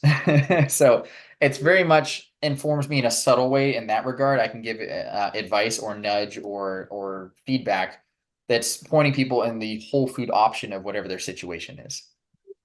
And along the same lines, you went through Dr. T. Colin Campbell's plant-based nutrition course, and you're certified through that. What is something that you learned that helped inform what you do in your own life and something that you share with your clients. Sure. That, and I was already on that journey to some extent, but it really informed how unnecessary and how suspect almost all dietary supplements are. That was a big one. I mentioned early on in my bodybuilding career, I was taking tons of protein shakes, I was taking tons of pills and powders and potions because I thought you had to. The marketing departments for all those companies is very powerful and compelling. Um, and I was already kind of stepping away from that and realizing that was not a sustainable way to do things. But the T. Colin Campbell certification really opened my eyes to, there's research showing that you don't need these things at all. The results are absolutely similar without them. There's research that they are very untrustworthy. So if you do supplement, you want to make sure you get third-party tested, good manufacturing certified, things like that. But you don't need to. Save your money, eat whole plant foods, and you can optimize your results. That's something I definitely talk about with my clients and something I took away from that course. But there was a lot. It was a great course and I really enjoyed it. Great. And I appreciate that. That was actually going to be my next question was on supplementation. Are there any supplements that you do take and that you would recommend to others? Have you noticed any changes since you stopped supplementation, and what did you used to take that you stopped? The second question, something I noticed is I used to be big on pre-workouts. If you're not familiar with pre-workouts, it's kind of a cocktail of supplements that are supposed to ensure you have a good, hard, productive workout. Usually it's just lots of caffeine and some other things. I used to love taking one of those. This is before I had kids, not surprisingly. I'd get up morning, I'd lift weights at 6 a.m., take a scoop of that, and I'd just, charge in the gym all overstimulated, have a really hard workout, feel great, and then, shower off and go to work and start my day. I've definitely moved away from those. I think those, in addition to being unhealthy and being questionable in terms of their ingredients, kind of fry your nerves over time, if that makes sense. You're just always hyped up, over caffeinated. You beat yourself up in the gym. It takes longer to recover. So I don't think that's necessarily the best approach. Um, and it's also not appealing to me now. Like I have too many balls in the air. If I'm going to work out now, it's just whenever I can fit it in 30 or 45 minutes rather than this perfect 90-minute beginning of the day session I used to have. So that has been a different approach. In terms of supplements I would actually recommend, there absolutely is one. I would say creatine monohydrate. And some people might argue with me on this one, but creatine monohydrate, for those who don't know, it's it's a muscle or it's a molecule our muscles already make and store for very quick release energy. So like glycogen is stored carbohydrate for if you're doing endurance exercise. Creatine monohydrate is that analog, but for very short, like sprinting or like lifting a very heavy weight a couple of times, fuel for our muscles. It's stored really rapid energy. And it's been known for 30, 40 years now that creatine improves muscle performance. You will get a little bit faster, you will get a little bit stronger, and you will gain muscle a little more quickly because of this if you supplement with creatine. It's also been demonstrated to be very, very safe. There's a good amount of data on it that it's not doesn't have any negative repercussions. What's new is in the last probably only 6 or 8 years, or less than that, people have been studying what other systems it impacts. And it turns out there's a whole host of bodily systems that creatine looks to benefit. It's benefiting your brain and being neuroprotective if you are sleep deprived, or if you have neurodegenerative diseases, it's protective against those. It's protective against autoimmune disease. It's improving glucose metabolism and lipid profiling, so it makes you less likely to contract diabetes and things like that. So granted, it's never in science, if you really approach it open mind, it's never a closed story. There's always more to learn. But the way things look right now is that creatine is safe, effective for strength resistance training, building muscle, losing body fat, and is going to benefit the rest of your body as well. That's the way the research is currently pointing. So if you wanted to supplement, in addition to say like a multivitamin or something covering your nutritional basis, that would be one that I would say, make sure it's third-party tested, make sure it's good manufacturing certified, because you cannot trust the supplement industry as far as you could throw it. But if it's third-party tested and all that, then that would might be one to try and see how it goes. You certainly don't have to, though. You can achieve great results. You can maintain your body and achieve optimal health with whole foods, and that's the way it's always been done. So don't feel obligated there. The other things are kind of obvious, like vitamin D, especially if you don't get a lot of sunshine on bare skin, if you live in northern latitudes. Essential fats are important, although I kind of just tend to lean on walnuts and flax meal for that. Maybe I'm missing something, but I feel fine about it. And vitamin B12, which if you're eating any amount of fortified foods or if you're supplementing with a multivitamin, you don't even need to worry about. So that should answer that question, hopefully. But again, whole foods are the foundation of any good practice. Great, thank you. And what are your thoughts on protein isolates? Pea protein isolates are very popular, in these protein drinks, as well as some vegan foods. So, what are your thoughts? Are they okay? Are they not so okay? Well, let's say if you were looking to supplement protein powder, I definitely think a plant protein is going to be better than an animal-based protein option. So if you're already planning on supplementing, that's the best choice to have. It's never going to be as good as whole food though, because it's an isolated, refined packaged food compared to a whole intact food. It's not going to have any fiber. It's not going to have the vitamins and minerals. It's not going to have any healthy fats. So right away, you are losing a lot of nutritional balance when you're having a processed food like that. Is there a place for it? You could make a place for it. Let's say you were very serious about training, strength training in particular, and you wanted to maximize your recovery and make it easier to hit the higher end of those protein targets I was talking about earlier. That's going to facilitate doing that. And I have read studies that show if you supplement with a protein powder post workout, you do have slightly faster muscle recovery. Um, it, if you're eating the same amount of protein, it doesn't necessarily mean you're going to gain more if someone's having protein supplements and someone's just eating more whole food protein. If they're eating the same total amount of protein, they're going to have probably the same results. That seems to be the consensus so far, is the amount of protein you eat total is what matters. But it's convenient, and especially like in someone in my situation, let's say I'm starting to diet for a bodybuilding competition. My goal is to have a pretty high protein intake, the top of that healthy range. And I'm starting to cut calories and reduce body fat. Having a protein shake is going to make it easier to hit that protein target, which is going to then open up my calories to eat other food options. So if you are someone who's in a very specific situation where you're trying to restrict calories, and hit a protein target, compared to eating, for example, beans and tofu, that might, towards the end of a bodybuilding diet, be all I can eat because of the calories it takes to get the protein I'm after. If I were to supplement with protein, I've I've checked that box of some of the protein I'm taking in, and that leaves more caloric space in my budget to eat something like fruit or a sweet potato or something that's very nutritious that I wouldn't get in otherwise. So in that regard as well, I think protein powder can have its place and lend to a healthy diet, but that's a very specific situation. By and large, someone who's just looking to get fit, it can help your recovery a little bit, but I think it's ultimately unnecessary, and it's a processed food, which you also always want to be careful of. Right. And what are some of the most common misconceptions about being whole food plant-based and bodybuilding that you encounter, and how do you address those misconceptions? I don't see as many of those as I used to, honestly. When I started bodybuilding in 2011, people were just shocked. They had no idea. Like many people didn't even know what vegan meant, which is fair. I didn't when I first transitioned.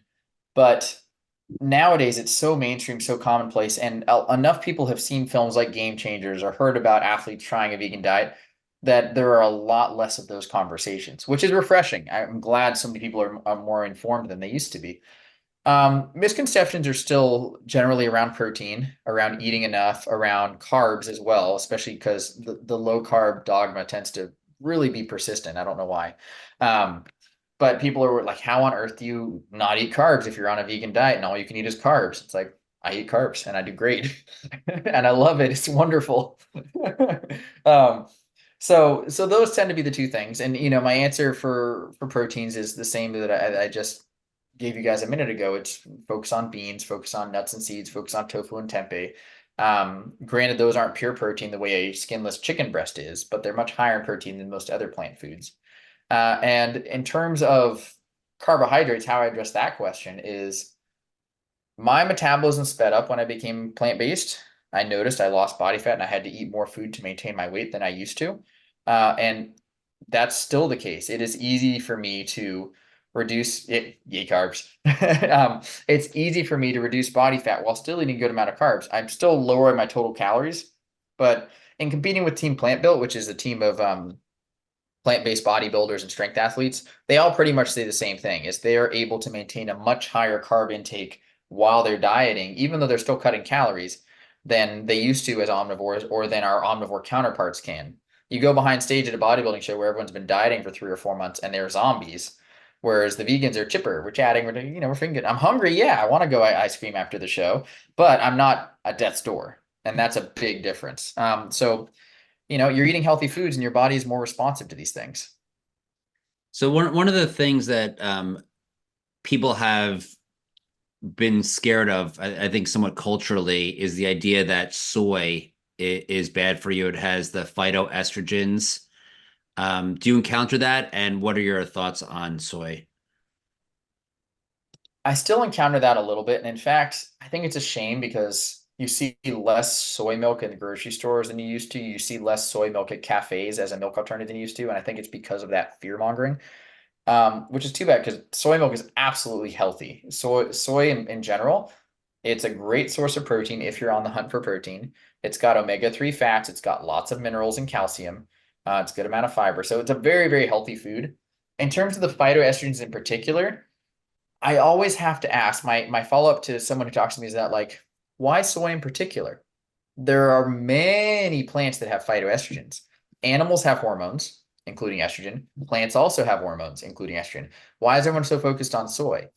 And yes, it does have more phytoestrogens than a lot of plants, but nobody's focusing on red kidney beans or flax seeds. Those also have a lot of phytoestrogens.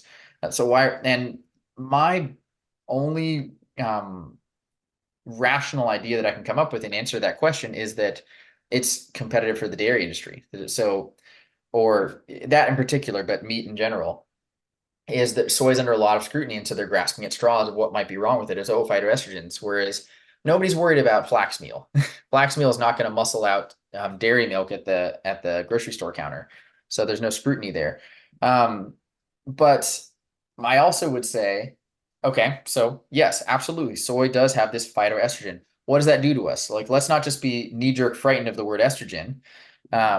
And what it does is it competitively inhibits our own estrogen. So we have estrogen receptors on our cells that our own estrogen circulating in our blood will bind to and cause changes in the cells that it binds to. Soy estrogen will also bind to the same receptors and block them from our estrogen. So it's competitive inhibition. It's gumming up the lock for the other one. And what that means is that we have a net reduction in our own estrogen signal. And instead, we're having this weaker plant estrogen signal. So it's almost like a net reduction in estrogen, even though we're consuming all this soy. And you can see studies, men who have the most soy intake have on average slightly higher testosterone than the men who don't. You can see reproductive cancers in particular, prostate, testicular cancer, ovarian cancer, breast cancer are lower in people who eat the most soy compared to people who eat more soy. And that's because it's buffering our own estrogen. And the last thing I like to ask for people who are really worried about soy is, okay, so you're avoiding soy because of estrogen, but you're having dairy milk. Dairy milk actually has far more estrogen than something like soy milk, and it's bovine estrogen. So what's going to have a bigger impact on our tissue, on our cells, and on our estrogen load? A plant estrogen, if we know is weaker, or bovine estrogen? And the answer is pretty straightforward. The cow estrogen is much more potent, and that's why dairy products in particular see a increased risk in reproductive cancers the more you consume. Is that same exact equation I talked about with soy, but in reverse. Okay, thank you. And one of our participants is asking about plantar fasciitis, and wants to know if they can still do balance exercises with bare feet. Their doctor tells them that they should always be wearing shoes. What are your thoughts? Well, one, I hate shoes, so I'm biased. I want you to have really strong, healthy feet. But if you're in chronic pain, like plantar fasciitis can get very bad. If it's a mild case where you're like, ooh, when I get up in the morning, my heels are sore, no big deal. Try and build it up and improve it. But if you've had it for years and it just kills you to walk on it and you cannot walk without shoes, that's going to take some work to get out of that situation. I will tell you, your doctor's advice of only ever wear shoes, only ever have arch support, only ever have ankle support is going to lock you into plantar fasciitis for the rest of your life. You're going to be trapped in those shoes because a quarter of our joints and a ton of muscles are in our feet, and those are all weak and atrophied. And they're going to get more and more weak and atrophied the more support and cushioning you give them. That's how that works. And so our body adapts based on what the stress we put it on. Balancing exercise barefoot, I would absolutely say that should be fine. The worst thing about plantar fasciitis is impact. So if you were to go out and run, or if you were to hop on the trampoline, like I mentioned, or do plyometrics, that would not be a good idea. That would be painful. But just standing barefoot, start with small loads, like maybe do 2 sets of 10 seconds per foot, leave it, wait 2 days, see what happens, and then build up from there. But I absolutely think you should be able to strengthen your feet. There's two typical causes of plantar fasciitis, and I don't want to take too much time from anyone else that has questions, but two typical causes. One is the plantar fascia is the fascia at the bottom of your foot, and it runs all the way up the back of your body, actually to the crown of your skull. So things along that chain of muscles can be overly tight, and they can be causing extra pressure in that plantar fascia. So make sure your hips and glutes are flexible. Make sure your hamstrings are flexible. Make sure your lower back and everything is flexible. Work on flexibility all the way up that chain of the back of your body, and that will take pressure off of your plantar fascia, and it sometimes heal from that. The other thing is make sure you're spreading your toes. And this is another reason I hate shoes, is they scrunch your toes together. There is an artery that runs along your big toe that if you push your big toe up and in, the way most shoes do, and scrunch them together, you're pinching off blood flow to the arch of your foot. And so you might actually not have plantar fascia from being overly muscularly tight. You might have plantar fasciitis from having degeneration due to lack of blood flow to the arch of your foot. So being barefoot, allowing your toes to spread out, or even better, getting like toe spreaders and stretching your toes out, will increase circulation to the arch of your foot and can aid in healing. So definitely work on being barefoot, get out of the shoes. And then if you can, build up how long you can balance on that foot. And hopefully we can get you out of being trapped in those shoes, because we want you to have strong feet. And what are your thoughts on yoga for fitness? Yoga for fitness. I think yoga is fantastic. The things that concern me about yoga is getting into really aggressive stretch positions, like really trying to maximize your range of motion. That makes me nervous. I've seen enough people with tweaked lower back, tweaked hips, and pulled hamstrings, things like that. I think yoga really shines, actually, and this might be counterintuitive to a lot of people, is in mental health. Breath work, like meditative breath work, being present, being mindful, is really good for your lowering stress and just generally less chronic fatigue, things like that. And the combination of going through poses in a rhythm to slow controlled breathing is actually wonderful. If you get, I'm going to mispronounce it, but Shavasana at the end, the position where you're lying down, by the time you get there, you're so relaxed and you're so sleepy. It's because you've gone completely parasympathetic. That movement combined with that slow controlled breathing has lowered your stress level through the floor. And so you feel really relaxed. And I think that is really healthy in terms of recovery, in terms of digestion, in terms of your immune system. So that part of yoga is my absolute favorite. And I want you to go and do that. Just be careful not to go really aggressive on the deep stretches. Those make me nervous. Thank you very much. And we have about a minute left. So if you want to leave anyone with final thoughts on how they could begin their journey or do so safely, or anything you want to say. Absolutely. We're learning more all the time about a lot of how these things are benefiting us. The clear picture that I'm seeing more and more is strength train. It's very important. It's going to improve every aspect of your body, even things you never even thought of, like brain health or like diabetes risk. Strength train. We're now learning more and more that power in particular is, your muscles' ability to contract quickly, contract with force. It may be even more important than just strength training in general. So strength train mindfully, focus on what you're doing, do less, but do it better. And everyone can start. There's no reason you can't do it. Even if you're in a wheelchair and you can only use your upper body, even if you're like in that one study above 85 years old, everyone will benefit. So do something, get started. It's just like a plant-based diet. Just try it, feel the results, give yourself 6 or 8 weeks for your body to adapt and see what happens, because there's no downside and there's tremendous upside. Great. Derek, thank you so much for all the information you shared with us today. If we could unmute the audience so they could share their appreciation for Derek, please. Happened, Vandenberg, Thank died in you, Derek. 1950, Thank come up you. with Thank you everyone so much for listening. I hope you enjoyed this. investigation. Thank you.